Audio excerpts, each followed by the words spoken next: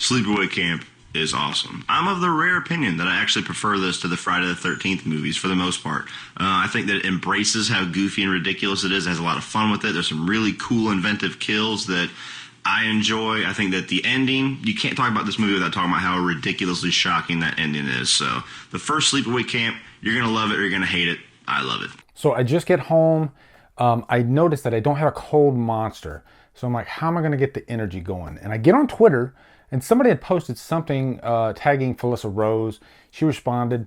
And so I thought, hey, I'm about to sit down and review Sleepaway Camp. Isn't this weird? So I posted on Twitter, I'm literally about to sit down and record a review for this classic, and I tagged Felissa Rose. About a minute later, she liked and retweeted that. I don't need a monster now. I might be in love with Felissa Rose.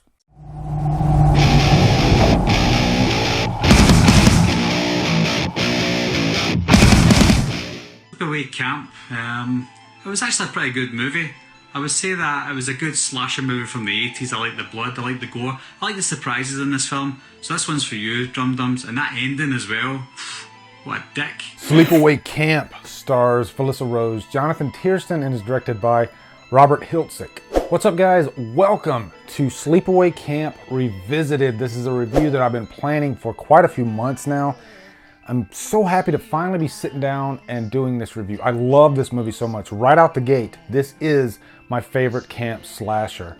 And what's interesting is that I discovered this movie, fairly recently, given how old the movie is. I discovered it in 2010, and I'm going to tell you that story in a minute. Also, guys, check out this freaking t-shirt. This is a F Off Wade t-shirt. I gotta throw a big shout out to Michael Mims. It was kind of his idea. He always posts Wade from Halloween 4 on Killer Flicks. And eventually I thought, we gotta make a t-shirt out of this. And so Wolfman Myers, Wolfman's Got Nards, his channel, he actually came up with the design here, or modified the design. And yeah, this is the F Off Wade t-shirt. If you want one, you can click on this card and go to the Drumdums store and you can get you one. But this will be a spoiler review. I'm going to be talking everything spoilers. I have to talk about that ending. This will be a revisited review. I actually reviewed this movie like really early in my channel days. And this is one that I said, if I ever could go back and re-review a movie, this would be the one. Also, I had a little promotion through Stardust. I said, if you reviewed Sleepaway Camp on Stardust and you tagged me, I would possibly put it in this review, and I will have quite a few Stardust reviews in this actual video. So look forward to those, and thank you guys for participating and jumping in there. El wow más grande que tú jamás dirás en esta vida, tal vez o tal vez no, depende de ti, pero de verdad ese final es wow. So first off, let's start with that story. My good friend and military brother in arms, Rob Muse. As a matter of fact, today marks 2 years since I retired from the Air Force. And so, kind of weird, but when I was deployed to Oman, I met a good friend, Rob Muse. And, you know, in the military, and I guess in life in general, we as horror fans, how often do we meet, like face to face, other horror fans that love horror as much as we do? That was Rob Muse. I remember the first time I met him, he said to me, "Did you know that there was a producer's cut of the movie Halloween 6? And I was like, oh my God, nobody has ever uttered those words to me whatsoever. I didn't think anybody besides myself and some lurkers online ever even knew about that cut. So right away from that sentence, I knew that this guy was the real deal. And me and Rob have been great friends ever since. But Rob told me about this movie, Sleepaway Camp. He knew a lot of those deep cuts that I'd never heard of before. I don't even think I'd ever even heard of the name Sleepaway Camp. And he said, you have to watch this movie. And so I said, okay, sure. So he loaned it to me and I started watching it. And throughout, I kept thinking to myself, why did he loan this movie to me? It's really off. There's something weird about this movie. I thought to myself, you know what? I'm just going to keep on watching. And when I got to the end of this movie, immediately, I knew, okay, that's what he was talking about. And this was one of the greatest, most horrific, most insane, craziest endings I think I'd ever seen in a horror movie or any movie at all. I mean, as far as unexpected goes, this ending really took the cake. So we will be talking about that ending as well. Finished watching Sleepaway Camp for the first time ever, Thank you, Drumdums, for suggesting this movie because it was a blast to watch. So it follows this girl named Amanda Baker after this boat trauma passed. So she goes to this camp, and this movie does a very good job at creating tension and mystery. And I will definitely be watching this again. And not even to mention the ending. What? Here we go. Let's get into why I love Sleepaway Camp so much. Why every time I watch it, I love it even more. Why I think it stands out way far from the pack of camp slashers. It's so unique. And I think if you're a slasher movie, if you're unique, that really just gives you extra points. And Sleepaway Camp does that. And then it has one of the, like I said, one of the greatest endings ever. So to me, it's the perfect camp slasher. I love it to death. I'm obsessed with this movie. So let's get into it. Now, first off, let's talk about that crazy opening. And I think this opening sets the tone of what this movie is gonna be like. You have this boating accident, and you have a young Angela and her brother and their dad, and then they get pushed off the boat. And then all of a sudden, this group of teenagers, they are skiing, and they're on the boat, and they actually run into Angela. And, you know, that's not the most amazing thing, but the way the scene is played out is what makes the scene hilarious. The acting in this scene is so over the top, but yet it's played seriously. Oh my God! Somebody help the people! It's almost like the director wanted to play this scene super hyper serious, even though he knew that he had actors that were not great actors at all. Let me repeat that, were not great actors at all. And to have the balls to say, you know what, let's go for it. Let's don't make like a parody of ourselves. And I think because they did that, it made it that much more special. Because there's a ton of bad horror movies that poke fun at themselves. Rightfully so, it's a safe move. But when you don't poke fun at yourself, when you say, hey, we're gonna make this thing really serious, even though we have like the shittiest acting ever, we don't have the biggest budget ever, we do have some things going for us, so let's just go ahead and play it serious. That is what sets this movie apart from the pack. And that is why we're still talking about Sleepaway Camp to this day, in my opinion. Another movie that does this, I think, is Silent Night, Deadly Night. The acting is so bad in that movie, but yet they play it so seriously. And again, we're still talking about Silent Night, Deadly Night. It's so bad it's good, for lack of a better phrase. This movie's highly underrated. I feel like it gets pushed under the bottom of like all the other 1980s slasher movies, but it's actually one of the best. It's really good. Felissa Rose is awesome in this movie, and the twist ending is one of the most fucked up twisted endings I've ever seen in a slasher movie. Also, from the opening credits, the score in this movie is infectious. For some reason, there's something about that score throughout the movie that just stays with you. You can't get it out of your head. It's really creepy and eerie, and it goes well with the innocence of the characters in this movie.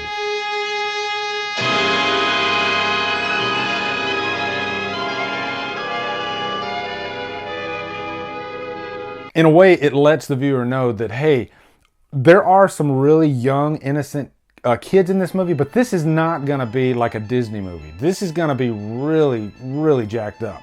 And I think music, when it tells the viewer what is ahead, that's the best type of music for a horror movie.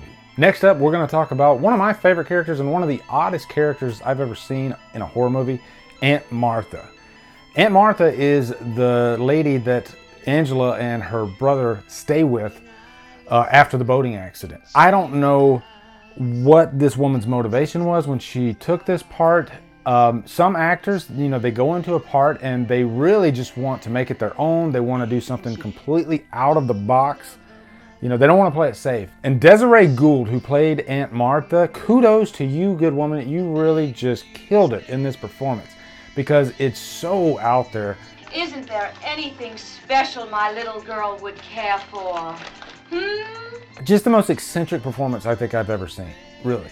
And really, you know, she fits in this type of movie because all the characters in Sleepaway Camp are eccentric. They're really weird, even down to their age. The next thing I want to talk about is the innocence in Sleepaway Camp. You take a movie like Friday the 13th, even The Burning, you have your younger characters, but they're played by 20-something-year-olds.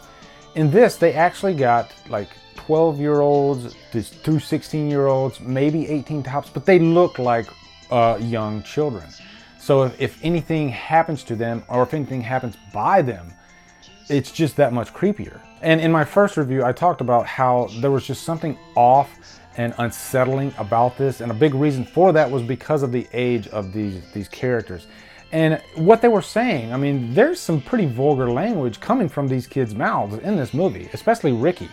Ricky is such a great character in this movie. He almost steals every scene because Angela, played remarkably by Felissa Rose, doesn't really have that much to say throughout. And we'll talk about her in just a second and why I think what she did was excellent. But Ricky, you know, here's this young kid, and honestly, he carries the movie. He steals every single scene. I love the scene where he's yelling at the bullies on the rooftop, and he, like I said, he's saying some pretty crazy stuff to these kids. Fucking bastards are gonna pay for this! Cocksuckers! Pricks! I'm gonna fight you chicken shit! And also, one can't talk about all the practical jokes that Ricky plays in this movie, especially the one where he gets the guy to lay down, and then when he gets up, he gets a face full of butt. And I think more than any other camp slasher, Sleepaway Camp takes advantage of that. And we can all remember going to camp and everybody playing practical jokes. I had practical jokes played on me when I went to camp. It's just a fun part of growing up, and I'm glad that they captured that aspect. And now, continuing the talk of really jacked up characters, or even character relationships, let's take the character Mel. Oh my God! Fuck you, man! He did this to get back at me. I had him, man. I had him. I let him go. He's this really old looking, this guy looks like he's in his 70s. And he's one of the, I guess, camp counselors or managers or something like that. And he is gonna hook up with Meg, who looks like she's 16 years old. It's never brought up throughout the whole movie that this is wrong. And for a movie to have the balls to do something like that, like today, you would never see that in movies. As a matter of fact, today, they would never remake Sleepaway Camp. It's one of the few movies that I think is unremakeable. Seriously. If they did remake it, there's no way that it would even be anything like this one as far as shock value goes. So I think that's why producers won't even touch a property like Sleepaway Camp to remake. I'm surprised they haven't even thought about it, which they probably have, but it's just the movie you don't remake. But I love this guy. His acting is so over the top. The one scene where Angela gets into the fight with Meg, and I believe Meg or Judy puts her on her shoulders and walks her down, and then the old guy is just completely flipping the shit. You killed her to destroy me, didn't you? Didn't you? And next up, we're going to talk about Felissa Rose. One thing I always say about Sleepaway Camp is it's one of those movies where I figured out what the ending was going to be like halfway through the movie. As a matter of fact, like an hour in, they start, you know, peeling back the onion, if you will, and, you know, letting you know about Angela's past and how she was confused, you know, seeing her father in a homosexual relationship. But it's one of those few movies where when they do reveal the ending and you know what the ending's going to be, you're still shocked. Like, you're even more shocked than you thought you would be.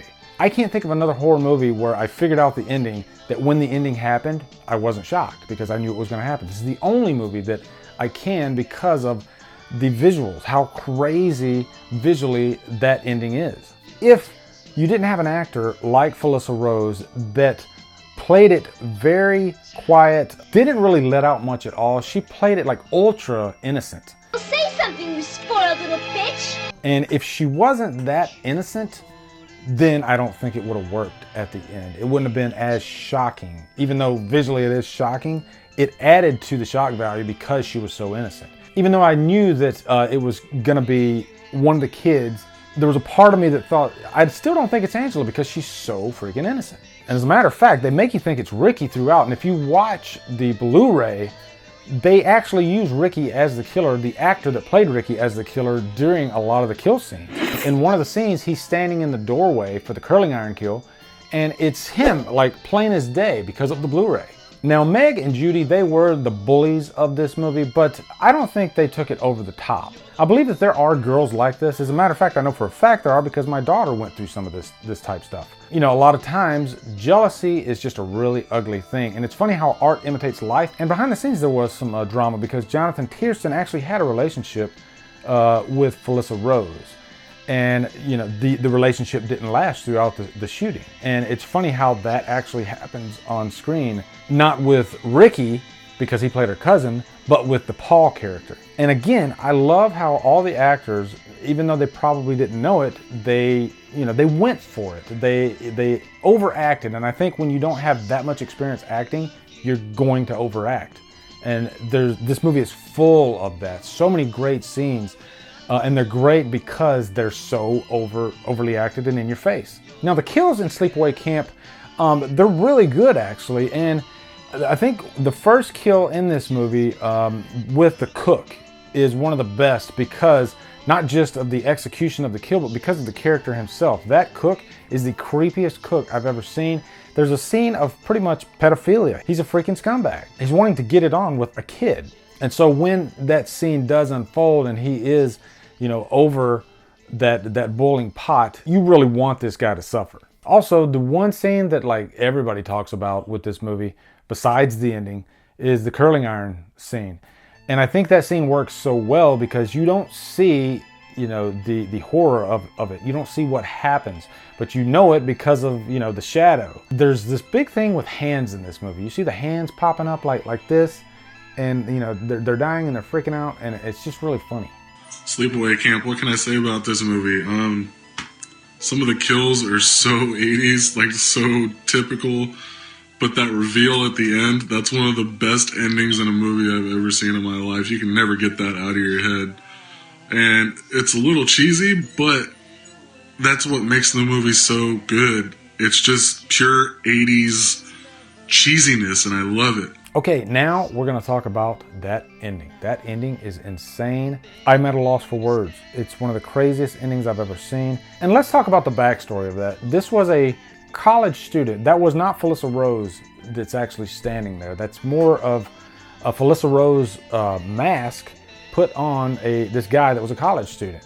They grabbed him, he was a local guy, and they got him drunk, and he had to get out there naked and do the scene. And what's interesting is still to this day, the guy has never come forward. Nobody knows who the guy is. He was completely just destroyed after this scene. Even reports of him crying after it. And when you see that scene, you completely understand why. I mean, if I was in a scene like that, that would be pretty much life-altering. It's not really a scene you want to show to the grandparents. But I love the way the whole scene plays out. You got Angela sitting there with Paul's head in her lap, and the camera's coming from behind, and you just hear this like breathing. And then all of a sudden she just like pops up, and it's like the freakiest thing ever. It's freaky before the camera even pulls back, but then when the camera pulls back, you see her junk, or his junk, and then it gets really insane. And you're like, what the fuck am I looking at? And after that scene's over, it's like you will need the jaws of life to remove it from your skull. It's still completely there. I wish I wouldn't have even said it because now it's in my head. It's one of those scenes that you will just never forget. And Sleepaway Camp is one of those movies that if you have a friend who is a horror friend and they've never seen Sleepaway Camp, you almost get excited. You're like, oh my God, I have to give you this gift. You have to see Sleepaway Camp so you can see that ending, so that way we can talk about it. That's what's great about Sleepaway Camp. And I've talked to a lot of people that have seen the movie knowing the ending, and I feel horrible for them. And as a matter of fact, I might have ruined it for George Hernandez because he watched my Drumdums watches. Although I didn't spoil that until the end. So George, comment down below and let me know how I spoiled that for you. But I feel bad if I did. But yeah, this is the type of movie that you want to go in not knowing nothing, which is what I did, and it's like the ultimate gift. And because of the impact of that scene, because of the innocence of the characters, because of the great score, because of all this great stuff, Sleepaway Camp gets a Trapped on an Island, people. And I know that's a crazy rating to give a movie that has bad acting, that doesn't have the best production value, although it does look great on the Blu-ray. Because of the lasting impression this movie has and how people are still talking about it constantly and how, just everything about it. I love Sleepaway Camp to death. Sleepaway Camp even made the wall of stickers. That's an accomplishment of itself. It's a B-level movie for acting, but the special effects with like the practical effects, it's top-notch. The twist is something that you have to see because it's completely out there. As far as a movie, it's probably in my top 10. So anyway, guys, post below your thoughts on Sleepaway Camp. And also, I would love to thank all my Stardust followers who submitted their own quick reviews of Sleepaway Camp. I've sprinkled them throughout this review. And before I do my outro, I will post the rest of those reviews so you can see them. Just finished Sleepaway Camp. It's been a long time since I've seen it. Still a good movie. Good kills, good suspense. The ending is what really shocked me. Can't wait to see your Sleepaway Camp revisited review, and hope I get to be in it. Sleepaway Camp is a movie I saw like 2 years ago, which really enjoy. Awesome twist ending, awesome kill. It's a movie you have to see. I mean, if you're a horror fanatic, it really changed the awe of what you can do with a horror movie, which I really enjoyed. I mean, it's a slash kind of, but it's kind of a whodunit. I mean, but yeah, hope you guys enjoy. This is also from the Drumdums video. So yeah, love you guys. 1983 gave us Sleepaway Camp. Most unconventional camp slasher. I think this is the second or third time there was a female killer in this, but actually she's a young girl. But kind of stuff ensues and stuff like that. Her cousin's there, but hey, the ending is something that everyone should already know. So that was awesome. Guys, be sure to come over to Killer Flicks, where we talk horror all day and every day. And on Fridays, we'll do Free For All Fridays. Follow me at Drumdums on Facebook, Twitter, Instagram, Letterboxd, and now Stardust. If you like what I'm doing, hit that subscribe button. I'd really appreciate it. Anyway, guys, thank you so much for watching. Have a great day, and Drumdum out.